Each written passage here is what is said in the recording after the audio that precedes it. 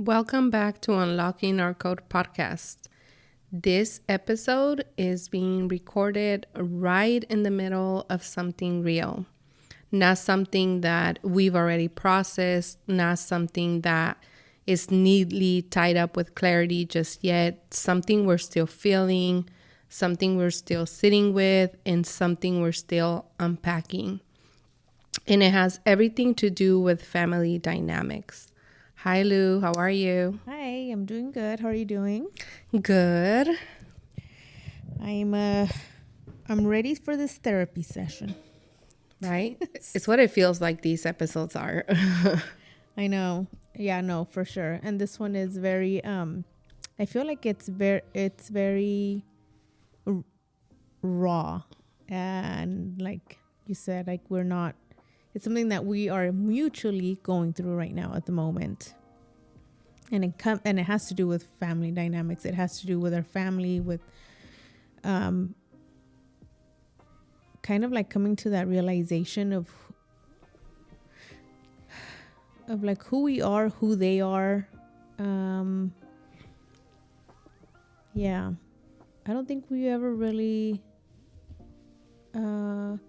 I don't really want to say like we ever really have it all figured out, but I think at one point we kind of realize who we are, because like this is who I am because of them.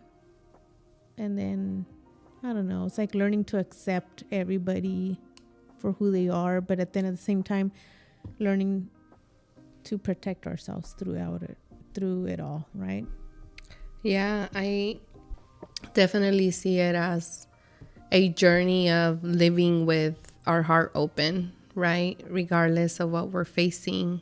And it's not an easy thing to do, especially when we are uncovering and seeing truths and seeing the patterns and all the family dynamics that are playing in the background, right? It's not an easy thing, but I truly believe that it comes to a point for all of us in our life when it's just time, when we're in the divine moment where we can see what's playing in the back, the back end of everything, right? Yeah, this month has been, man, this month has thrown like all kinds of loops. Yeah, I feel like this month of May, especially at the beginning, towards the end, it's just, I mean, at the beginning, in the middle of May, towards the end, it's just been a lot of family stuff has came up. And how interesting that, like for us, for you, it's playing in one way, and then for me, it's playing in another, but it's all family dynamics that's playing in the background, right? And I feel like that's why it's such a beautiful moment for us to speak about it, because it's truly a moment that we're living. We're so raw right now, where we truly don't have full clarity. We have glimpses of it, but we still are in the middle of feeling it, still in the middle of living it, and still trying to find why certain patterns are playing the way they're playing, right? Yeah. And I did look up a definition of family dynamics, right? So family dynamics are the invisible patterns and roles we absorb, often without realizing it, from the family systems we were born into. So like it's a family system that we were born into, and from there we've just had these dynamics been born, these patterns that we're just following unconsciously. Yeah. I see, like that is what I mean by I feel like that is one of those things where we come to where we feel like that one, at least for me, I'll speak for myself, that I feel that realization where I'm like, how do I feel like why do I've always felt like I've always been kind of out, you know, where I feel like I didn't know where I fit in the family. Like, well, how come I feel like I'm not, like a puzzle that doesn't fit in this, you know? And then that feeling of saying like, it's me, is it me? Or I don't know if it would be considered like going against trying to go against the grain, or trying to force something that But at the same time, I had to like really realize who everybody is. Stop trying to change people. There's just so many things that I'm learning this. It's just a lot. It's been a lot this whole month, right? Of seeing what like seemed like chaos, learning to accept the chaos. I went to the point where I stopped trying to change the chaos. I stopped trying to change the chaos, but then I started to I started to really see people for who they were. Like, I think my point was like what I felt like I had resolved with my parents. Like, I felt like I had resolved not the issue. I don't really want to call it an issue, but maybe there's still like some pent up resentment there. And at some point I tried to change. First I tried to fight it, right? Then try to change them. I tried to fight it. I was angry. Didn't work. I tried to change them. Obviously it's not going to work. I'm not going to be able to change them. I had to learn who they were. I had to learn to accept them. And I thought I had done that already. I thought that part was already done. But you know, this month, recently, for sure, this month, I had to get like a hard look at myself, because I realized that I was still going through a lot of moments in my life where I'm like, I'm still not 100% like okay with sitting like with my parents, you know. I still, if I really took the time to check, I was still having resentment towards them, right? Recently my dad got sick, you know, he suffered a stroke, and so it's been like a scary moment. But having to sit there with him throughout this process, having to sit there, watch him, I had to put a lot of those feelings aside. And then like the dynamic between him and my mom, kind of like all these feelings, all these emotions came back again. So then I had to put all those feelings aside, and I wasn't comfortable. I was just like, there's something that I still feel like is definitely very much so there. And I'm learning right now to just see them for who they are and just accept them. I love my parents, right? I absolutely adore my parents. I love them so much, but so many things that I still feel resentment for, that I'm still trying to work through. That it's so hard. So I just, like I said, I just can't change them. I can't control it. You know, I can't change them. I can't change who they are. I can't change what happened. I can't keep fighting it. It's just, I have to learn how to accept. Is that the word that I'm looking for? I don't know if it's accept or embrace. Maybe. Yeah, embrace them. Embrace them even through this, right? Especially through an illness. It's like it brings all the family in one. It's like everyone's in one pot in a way, right? There's no much separation between anybody, because everyone has to keep in communication and everybody has to see each other more often, right? So then more often than not, when those things happen, a lot of these patterns start like coming up to the surface, right? And one of the biggest challenges when we are seeing certain family dynamics play out, right? How painful it is, more than anything, to see the truth, more than anything to see like the person in real light, like who they truly are in that moment, right?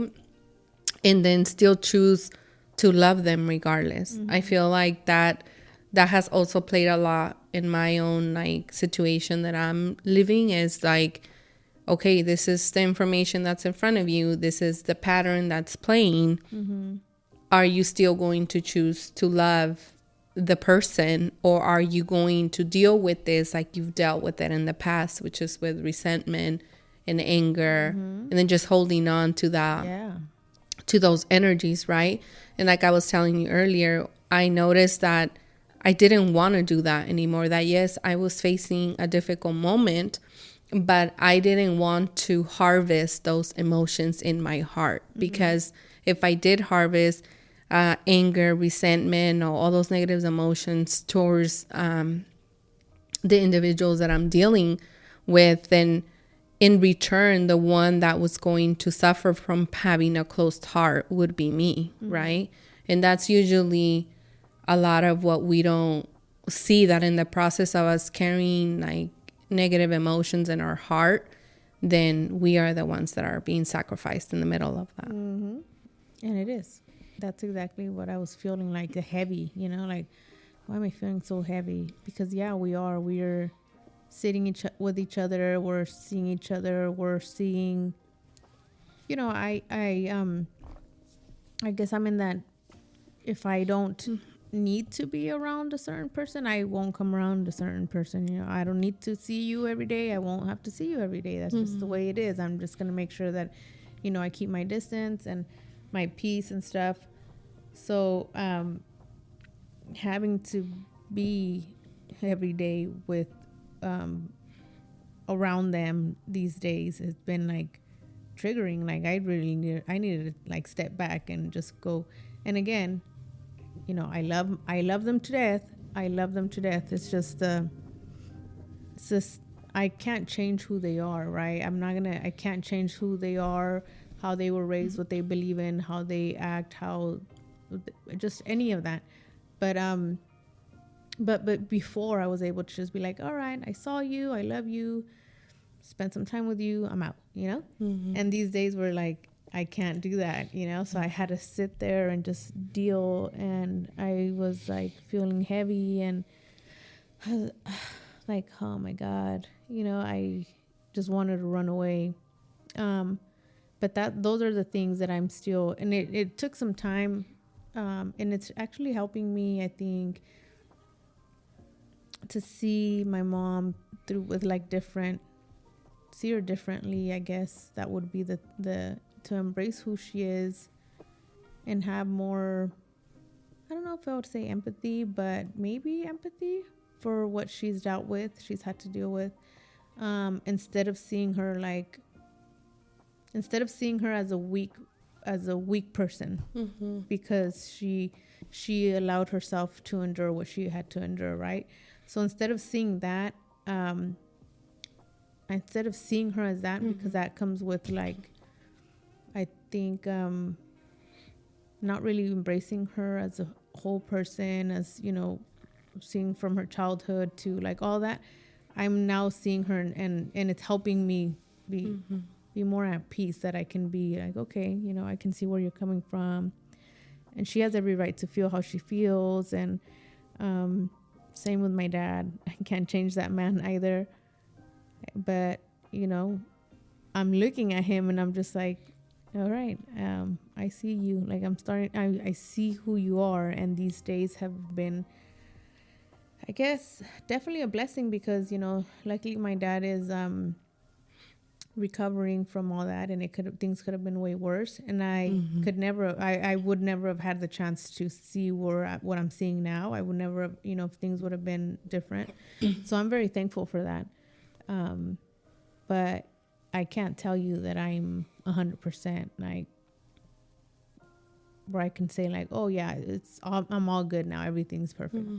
It's just no way. There's a lot of, I feel like my inner child is still kind of like holding on, like for dear life, like just in case they take you back to those painful memories, I'm holding on still, like I'm still gripping to you, like, so it's just a lot of that. And that's exactly the part of us that comes up while we are navigating through family dynamics, right?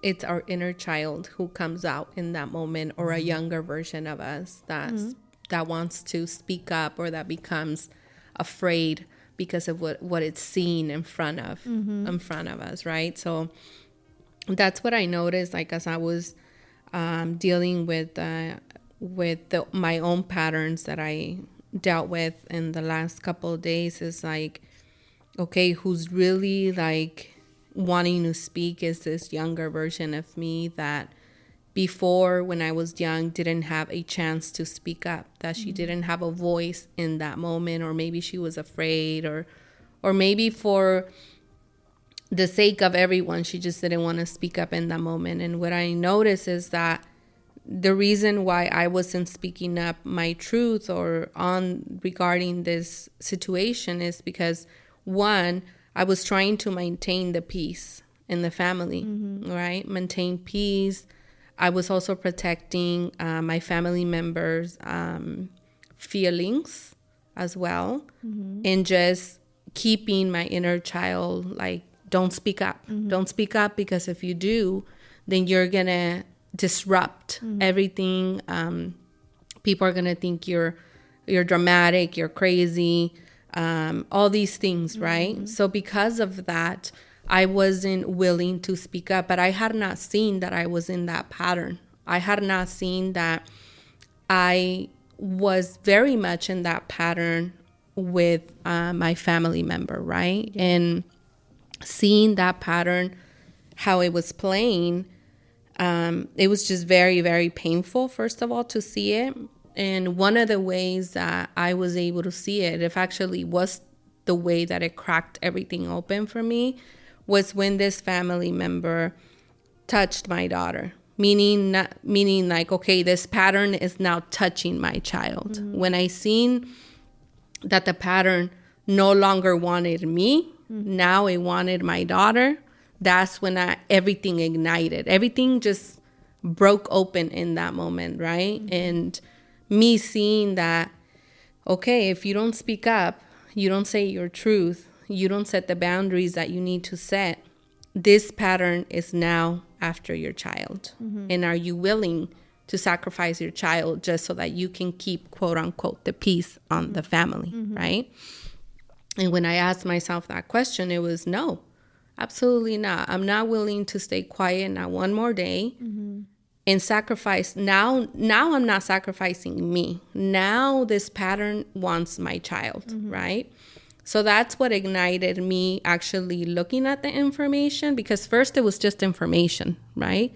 And after looking at the information, I was like, okay, what is this information trying to feed back to me? What is this information saying, right? Which was, there's a dysfunction. There is a pattern that is ready to be broken in the family. And there was a call, right? There was a call from the lineage saying, are you willing to respond to this call? Because now it's touching your child, right? And when I seen that, I was like, I have to confront this head on. I can no longer stay quiet, or I can no longer keep, quote unquote, peace that it, at the end of the day, is not even there. What peace could there really be by staying quiet if you're sacrificing your own truth? If you spoke your truth right now, would there be peace in your family, right? So then that kind of made me think, like, there has never been.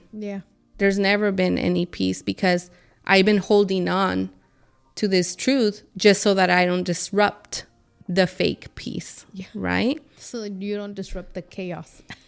Because we are those parts in the family system that disrupts everything. Basically, it disrupts the pattern, it disrupts the family, how it's been functioning for years and years, right? And seeing the pattern comes with a lot of pain, right? Because first of all, you're going to see the pattern, and you're going to not only see the information that's there, but you're going to see the truth that's behind the family members or whoever is it that you're playing the pattern with.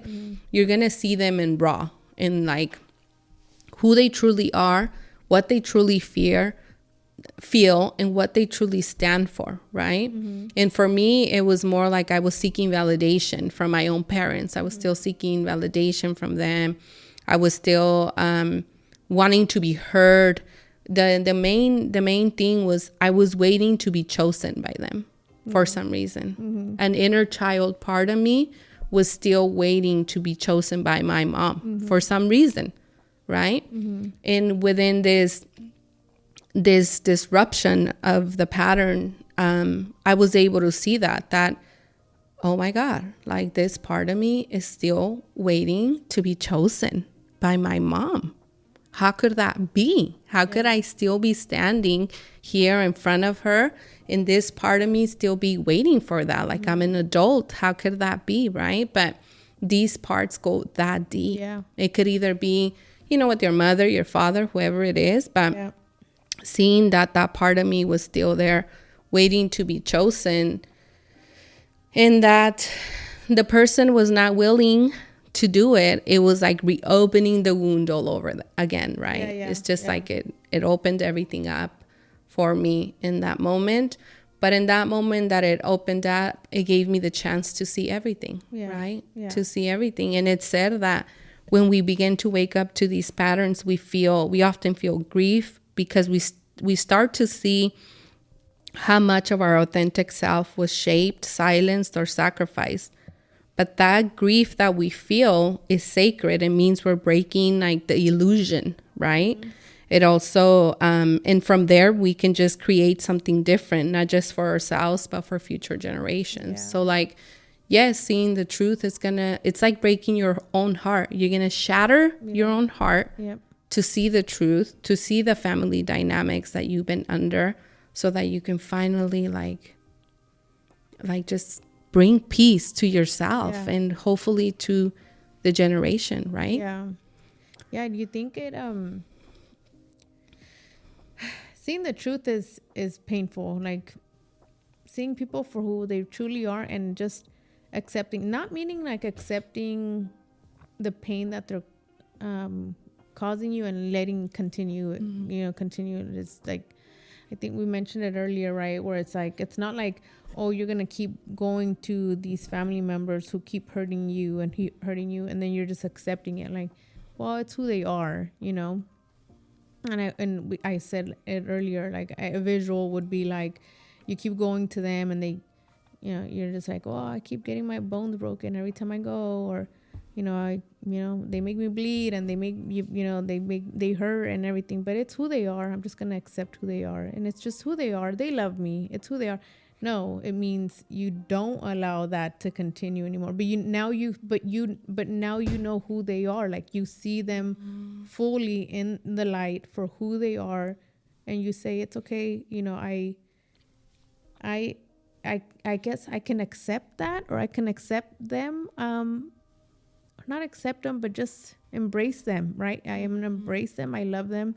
But now I know, and I can protect myself now, right? Because we couldn't protect ourselves when we were kids, but we can protect ourselves now, right? And that's setting boundaries. That's protecting your peace, setting boundaries for your family, for your kids, like you said, where the trauma does no longer come and no longer affecting your kids. It's coming for our children. It's going to keep coming for our children. If we don't stop the cycles, it's going to affect them. Like you said, the trauma is going to touch them. The patterns, these broken patterns are going to come and touch our kids, right? But that's when you have to step in and say, like, no more, it's going to end here. But it is painful to see. It is painful to see who shaped you.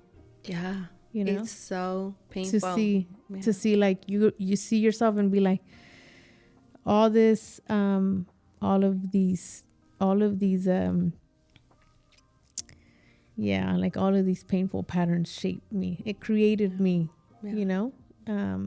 and this is who I am. Like, and it's not like it kind of feels like I would be like I think it's still like, see, right now, this is what we mean by we're going through it now. It's not something that we can say like, this is how we've cleared it, or this is how we've survived it, or whatever. We're surviving it right now.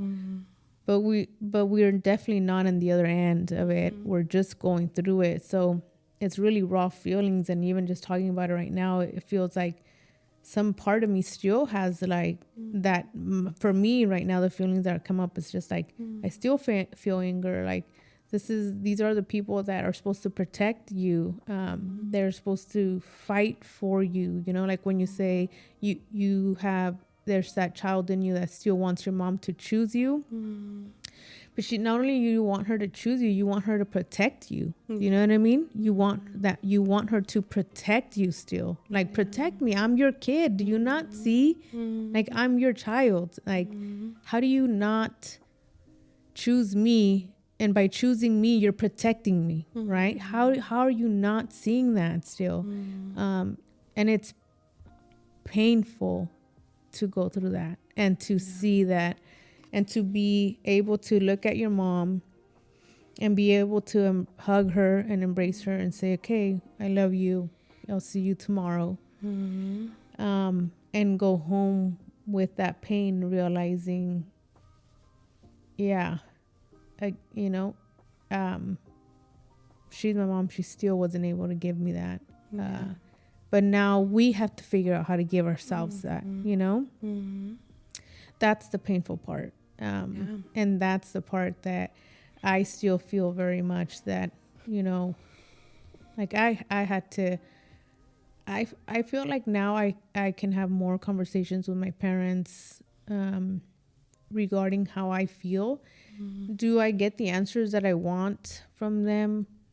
No, not all the time, right?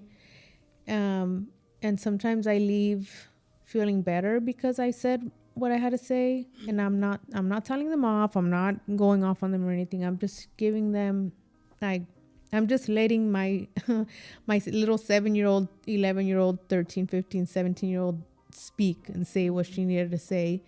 And sometimes it's like sometimes they accept it, and sometimes it's in a positive way, and sometimes it's like, well, I mean, what else do you want me to do? You know, it is what it is. Like, that's what happened. And so, and having to be okay with either is, and just having to go home and be like, it's okay. You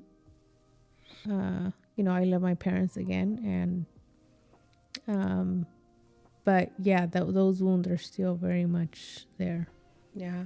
And so a lot of people talk about grieving, like I was telling you earlier, grieving a parent that has like passed away, right? And I'm sure that's painful, right? Extremely, I'm sure, yeah. But I feel like not enough is talked about grieving a parent while they're alive. You know, I feel like that's the rawness of when we have parents that are stuck in certain patterns that are painful. Like that's what was painful for me, that not much like the words that came out of them, right? But more like 10, 15, 20 years later, you're still choosing the pattern over your child, right? And the pattern that I seen them choose was loyalties, you know, these loyalties that our families have, these loyalties to family members, these loyalties to abuse, the loyalties to pain. And that's what was really painful for me to see, that there is still such a big loyalty through my lineage, right, of women who are loyal to abusive men. And that doesn't start with here with me. It started many years ago with other women in my generation, right? But here is my mother still choosing that pattern, right, over her child that's in front of her. And that's what was painful to see, that you are still under the spell of that pattern. You're still not understanding, right? And we can't have a conversation where she understands me or I understand her, because I can't understand why she would function the way she's functioning, right? As a mother and as a grandmother, I can't understand that. But I could understand the trance that she's in, right? As far as like, you're in a pattern. You're repeating a pattern of choosing abusive men over the children, right?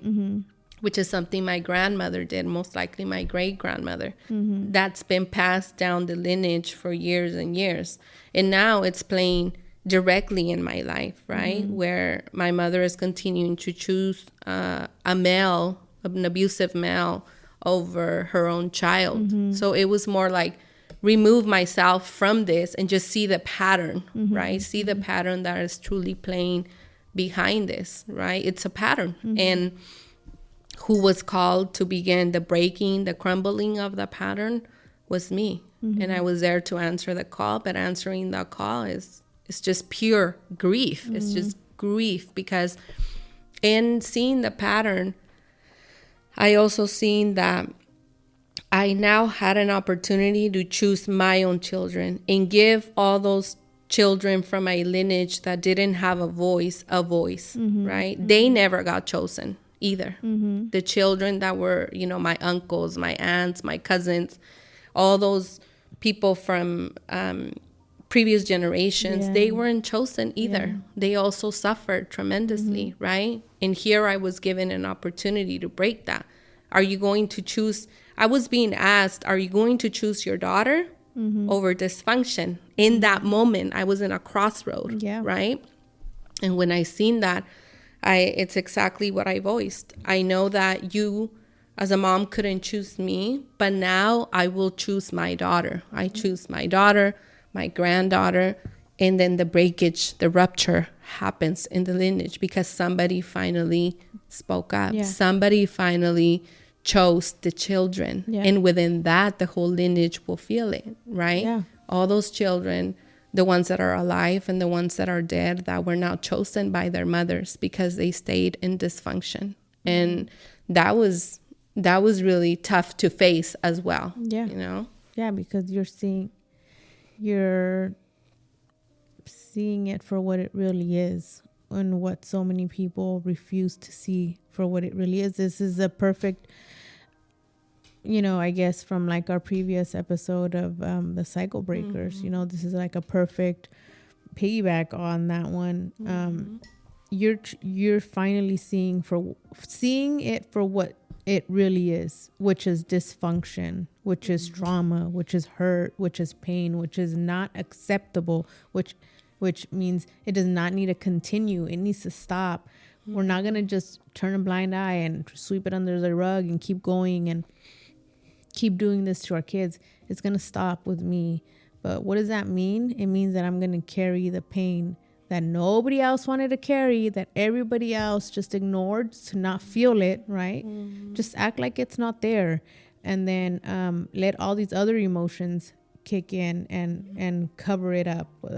Anger, which is depression, which is anxiety, which is resentment, which is anything, drugs, alcohol, everything that we could cover it up, all that pain with, let's just do it. And then we're going to move on and we're going to keep having kids, and then our kids are going to feel it, and then they're going to do the same. So no, you chose to say, nope, I'm feeling the pain. I'm going to stand up to my mom. I am going to tell her this is how I feel. And the probability that my mom might still respond something that's going to be extremely painful, which is going to be, I still don't know what you're talking about. I don't know what you're saying. I'm not doing anything wrong. You're crazy. You're this, you're that. And that those 90% of the time is probably going to be the answer, but you're still willing to do it anyways and say, this is what I feel. I'm feeling it all. I'm going to sit here and feel it all. And then I'm going to turn around and look at my daughter and say, no more, Yeah. That is being a cycle breaker. That is saying no more. That is saying, I see you dysfunction and it's no longer going to continue, That's a lot. And there's, and it's sad that there's people that see it, but even in the midst of all the bullshit, they'll still say like, who cares? It is what it is. It's just how it's always been. It's my mom and it's my dad, and well, I have to respect them and those loyalties that we have towards, right? Loyalties. Yeah. I've mentioned something like this recently to someone, actually a client of mine, and I was telling her that, I was telling her like, oh, my dad recently had a stroke and this is happening, and I mean, we're spending a lot of time with him, and we know who he is. We know who my dad is. We're very aware of who he is. But we just have always like unplugged ourselves and And these days that we're with him and spending time with him, because obviously we want him, we're checking in on him and everything. It's like in our face, like it's happening in our face, like we're seeing it play out the way he is. And she said something like, well, I know, but he's your dad. You have to respect him. You have to be a good daughter, she did say like something like he's going to he'll one day he's gonna have to answer to the man above, and that's which I get. I'm not here to judge my dad. I'm not nobody to judge why he does what I don't even want him to. I'm not even trying to find an explanation for why, you know what I mean? It doesn't, that's not neither here nor there. That's not what I want to know. But she just said like, oh, that's just the man that at their age, that's kind of what they're used to. Like, I get it, but I don't need, like, that doesn't need to continue with me. I don't need to keep putting myself in that situation. I don't need to keep saying this is just what it is. For a long time, I was saying it is what it is. For a long time, I said this is how men are supposed to treat women. For a long time, I said I am treated like a piece of nothing around men, and that's just the way it should be. For a long time, I was like, my opinions don't fucking matter. Or if there's ever like in a moment of where a man used his power or whatever it was on, like, towards me, I felt like this is just what I'm meant for, you know what I mean? But I learned it somewhere, right? I learned it through someone who said, your opinion doesn't matter. You're like anything, you're just nothing. It doesn't matter what you have to say. It doesn't just, that's just who he is. That's who my dad's always been. And to him, like, that's what I've learned. So I'm not surprised by it. And when it happened to me and I saw it happen to, like, and I see it happen, I'm not shocked by it. I'm just like, yeah, that's life. That it is what it is. Who cares, And so those are the type of things that I learned. But I had to, like, learn that it's not okay, You had to remember. Yeah, I had to remember, like, no, this isn't, this isn't right. Yeah. And somewhere along the line, I knew it wasn't right because I was really angry for it. I was mad. There's a lot of anger, like, from since I was a kid, maybe like around 14, 15 years old. I started feeling all the resentment towards him because of who he was, and saying like, and then I felt resentment towards him as a man, but then I also felt resentment towards my mom as a woman. Like, how dare you put up with this? How dare you stay with this person? Like, how dare you be so weak that you don't know how to move on, I remember being a teenager and asking my mom, get divorced, divorce this man. And her saying things like, what am I going to do? It's too late. What am I going to do? And just being, and then I just felt more anger and more anger. So I knew something was wrong. I just didn't know what it was, right? I wasn't aware as I am now, but I knew that, okay, this is not what I wanted. However, because I lived it, because I saw it, because I survived it, I allowed it in my life. And when it happened to me, I was like, it's not a big deal, Yeah. It's not a big deal. It's fine. It happens. That's what we're here for, like, as women, Yeah. So those are the type of things that I, and my parents, but I know, see, I see them and they're not terrible people. That's how they were built. Do you know what I mean? Those are their dynamics. That was their dynamics. That's how they were built. My dad had an upbringing that I don't wish on anybody, on anyone. The way he survived. My dad's been on survival mode all his life. But the way he survived, the way he was born, he was brought into this world, the things he had to deal with, the things he had to endure, that built my dad. That shaped him. I just can't so I don't blame him. I'm not saying like, oh, he's a shitty person because he's just an awful person. He's not. My dad loves hard. He's a hardworking man. He loves hard. That's just how he was built. That's how they shaped him. Those are the parts that they put in him. I can't take those back. You know what I mean? Program. That's his program. Mm-hmm. That's how he was programmed. My mom, same thing. I don't blame her. You know, she also lost her parents at a very young age, so she had to figure out the world on her own. Did she have like a mom that can model for her? No, she didn't. She didn't have that. You know, she had to just survive. And then her only partner was my dad, who was broken. You know, he had this broken pattern. So I don't blame them for who they are, but but now I know who built me. Now I know what programs were installed in me. I know what created me. And as painful as it is to see it, yeah, I'm still trying to figure that one out. Yeah. As painful as it is to see it, I'm surviving it right now. Yeah. I'm living through it and trying my absolute best to just be that wall that holds it from pouring into my kids. You know what I mean? I'm trying to be that wall that doesn't allow this overflow of stuff. And I'm just trying to hold it together so that my kids don't.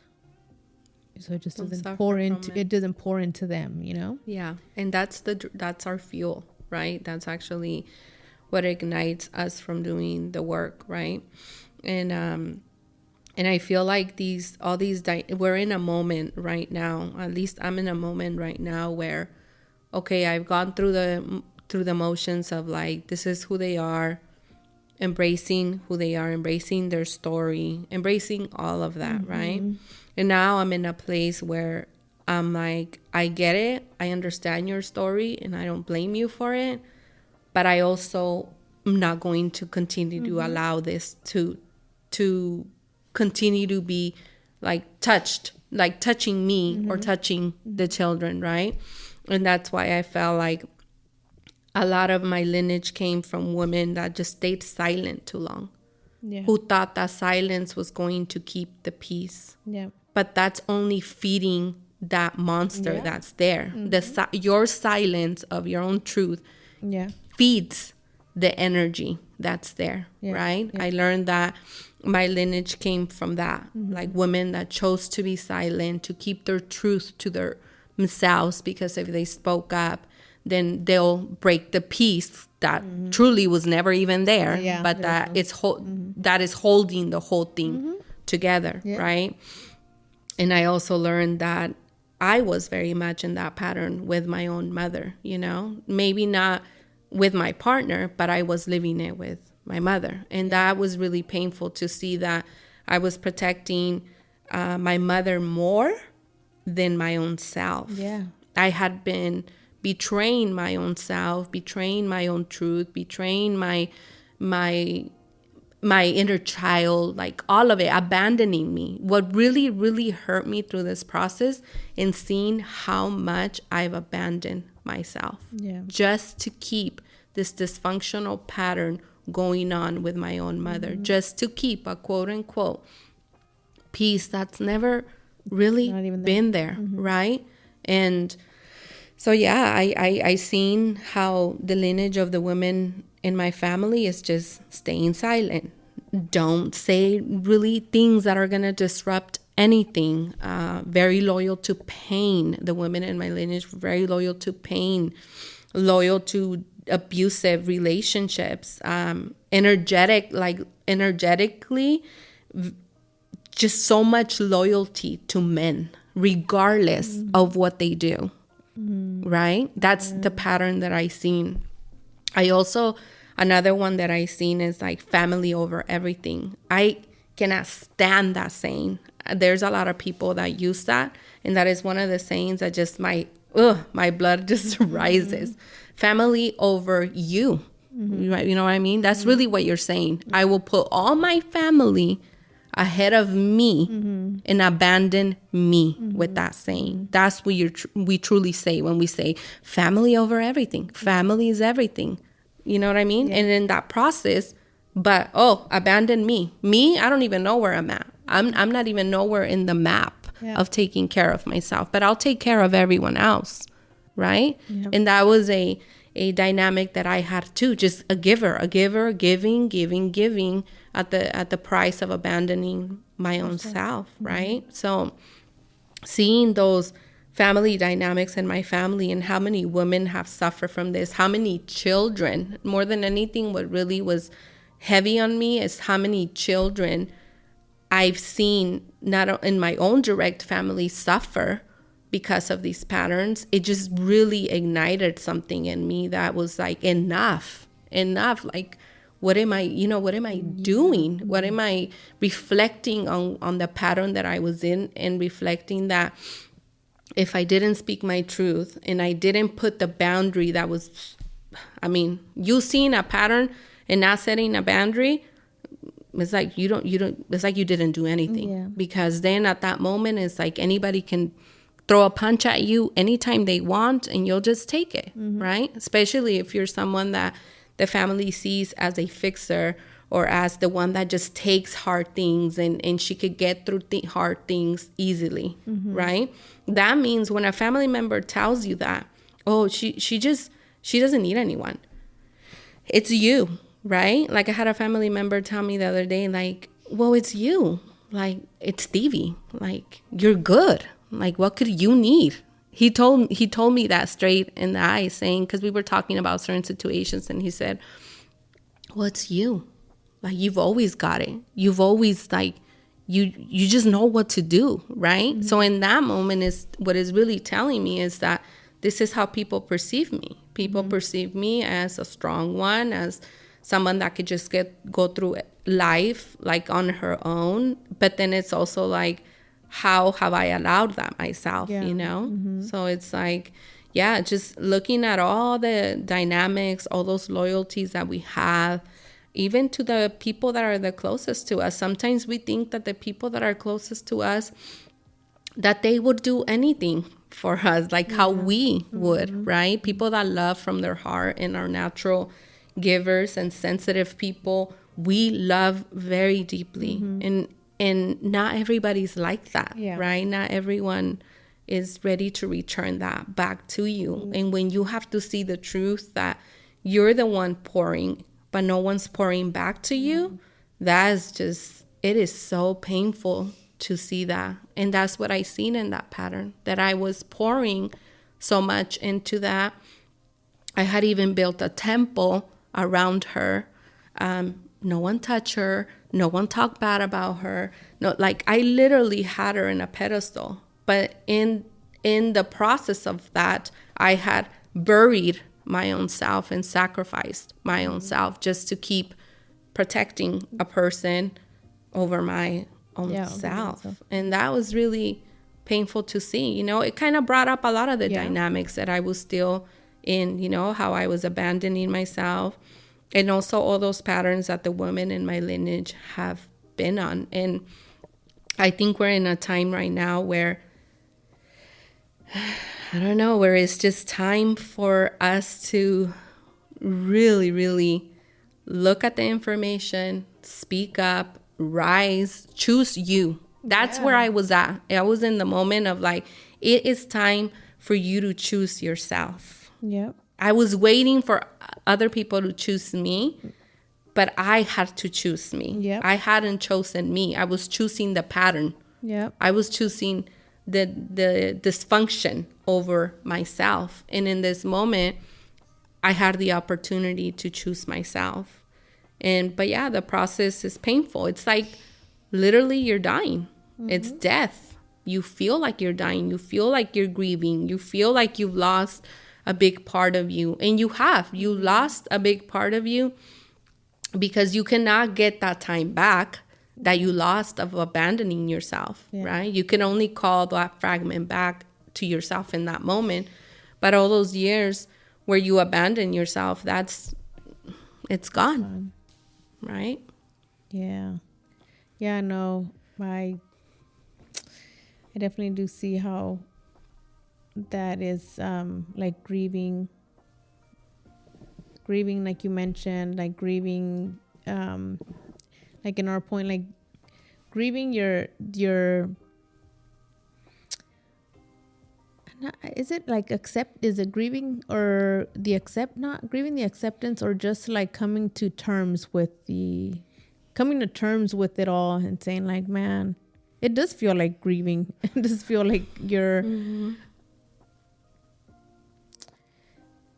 like when you said, having your parents there and grieving the fact that they're still not choosing you as a kid, you as a child, they're still not protecting you.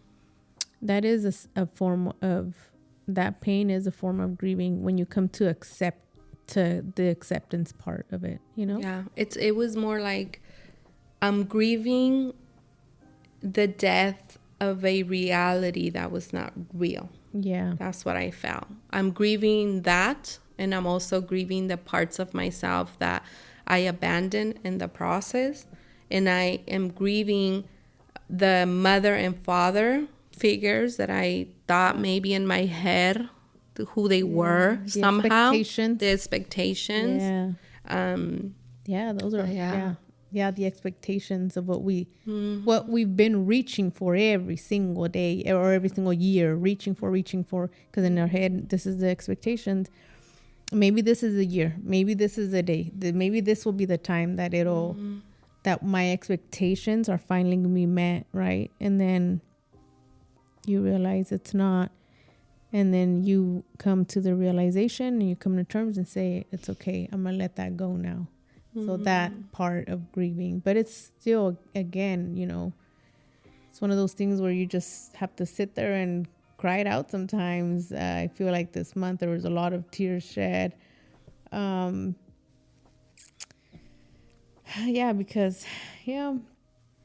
even my husband was like, you guys know who your dad is. Like, it's not like it's news to you.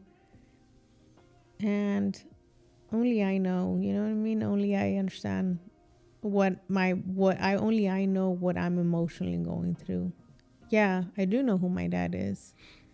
Yeah, it's not news to me, but that shit still hurts, Yeah, because the adult knows, but your inner child is still hoping for a father that was connected, that did stand good by your mom, that, your inner child.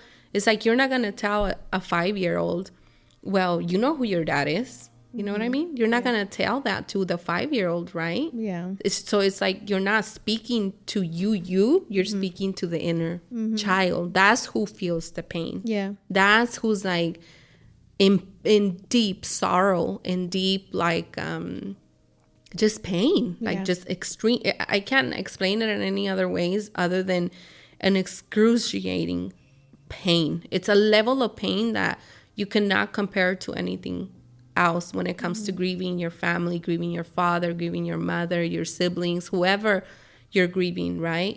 Grieving is not only for when someone passes. Grieving could also be while someone's alive. And I think that level of pain, it's very real. It just feels so real in the human experience, right? But it's also sacred. I felt like my tears, like I haven't cried so much like in any other month. May has just been a month, right? Yeah. I cried so much, and I feel like, but at the same time, I kept reminding myself like your pain and your tears are sacred. This is the pain that's been needing to be felt in the lineage. Like somebody had to sit here with feel this. this. Yeah.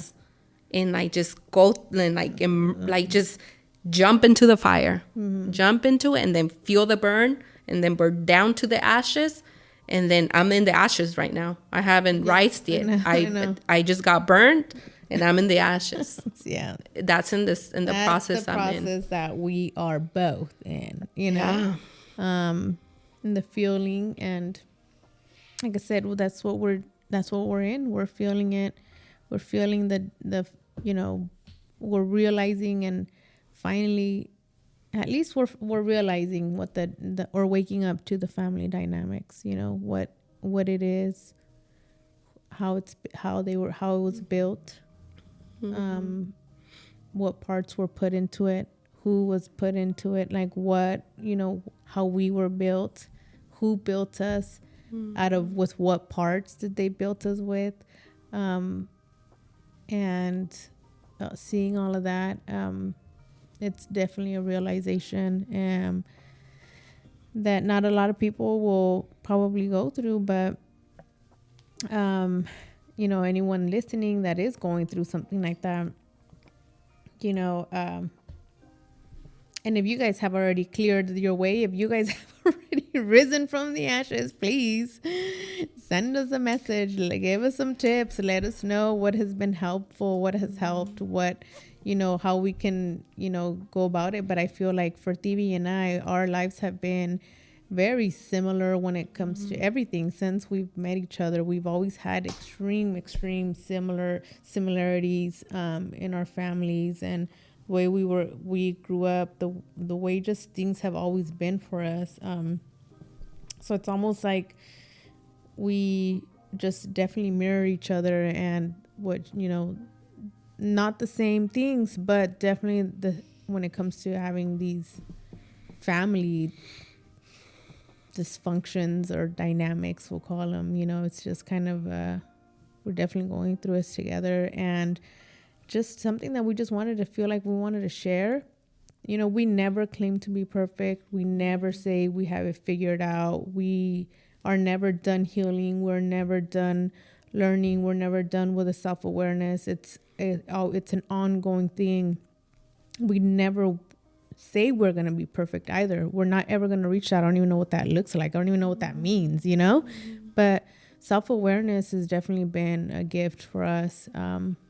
And this is one of those ones that I am super thankful. As painful as it sounds, I don't want you to go through any pain, but I'm super thankful that we're going through it together. Yeah. And, I know we're going to come out of it. We love our family. This is no knock on our family. This is nothing bad on them. We absolutely love them. We adore them and everything. It's the reality of it. And from our truth, right? Yeah. From our perspective, I can never sit here and expect my sibling or one of my siblings to feel and see the same thing that I see and I feel, because every single person had a different view, right? A viewpoint. Everybody had a different viewpoint. It doesn't matter if you were raised together and you were like, this is how I see my parents. What are you talking about? Nope. Your sibling has a completely different point of view. It doesn't matter how close in age you guys are. So, again, only my truth is I only speak it for myself. My sibling can have a completely different, better view. And, if it is, it is. But this was mine.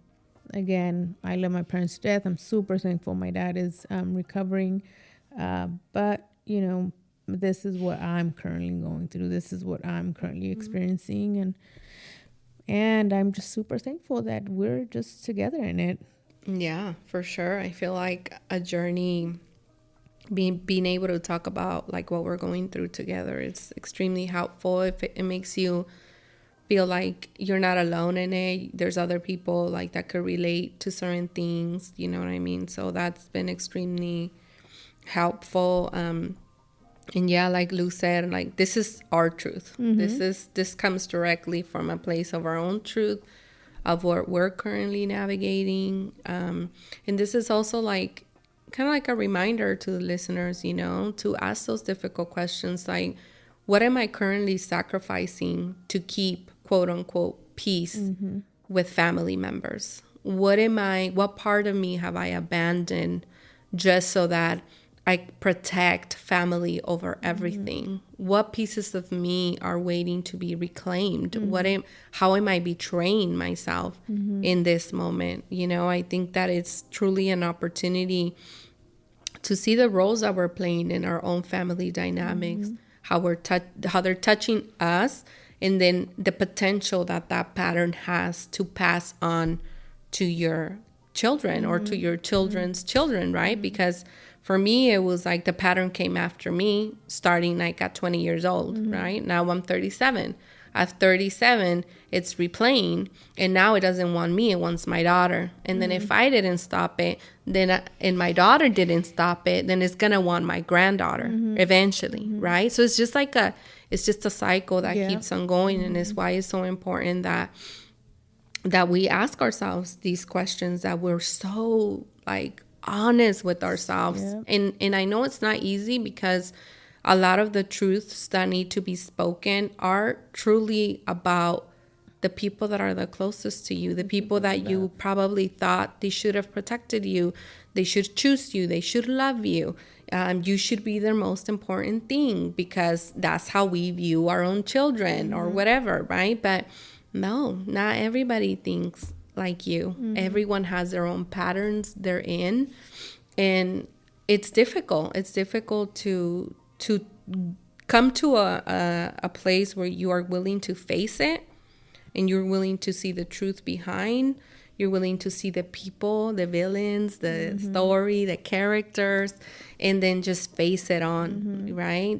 It's such not easy thing to do, but it's very rewarding, because one thing that I did notice is, after speaking my truth, there's just been this sense of peace in my heart. Yes, I'm grieving. Of course, there's a part of me grieving, but then also my heart is at peace. I get waves of just internal peace, because I finally gave that part of me a voice. I finally reclaimed that part of me that I like buried years ago to protect other people, to be loyal. You kept her quiet. I kept her quiet to be loyal to my mother.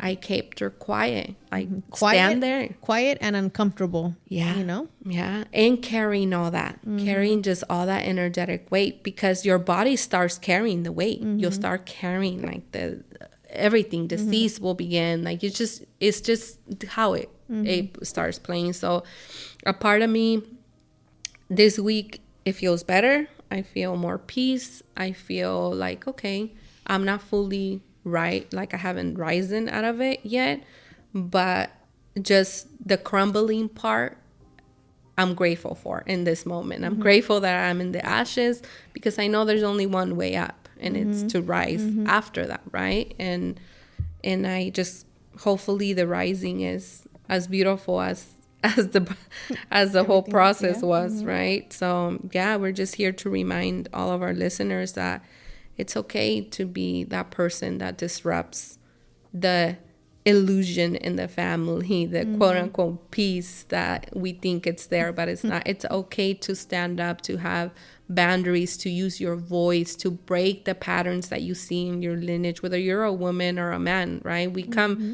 We speak in the women's side because we're women and we see how our women been suffering, but there's also a side of the males, right? And just being courageous and speaking up for yourself, because one day it's not going to want you. Like I said, it was going to want your children. And are you willing to sacrifice that part, you know? Yep, exactly.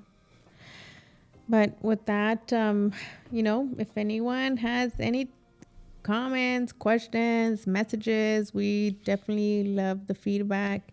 Send it over to us. Let us know what you guys think.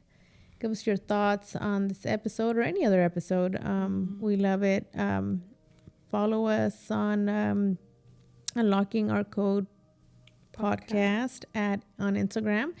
And thank you guys for listening to us in our therapy session.